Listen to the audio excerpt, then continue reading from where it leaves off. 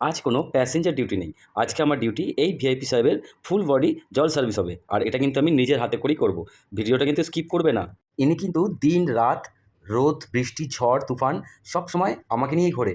আর প্যাসেঞ্জারদেরকে এক জায়গা থেকে অন্য জায়গায় নিয়ে যায়। আর এর বিনিময়ে ইনি পায় শুধু ধুলো নোংরা বালি কাদা। তার জন্যেই আজকে এনার রাজকীয় স্নান করানো হচ্ছে।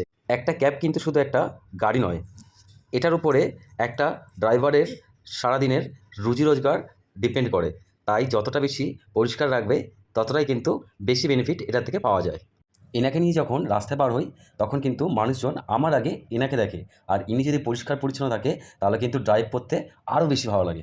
বন্ধুরা, গাড়ি ধোয়ার আগে ভেবেছিলাম যে 10 মিনিটের মধ্যে কমপ্লিট হয়ে যাবে, কিন্তু দেখছি যুদ্ধ করার মতো অবস্থা হয়েছে আমার।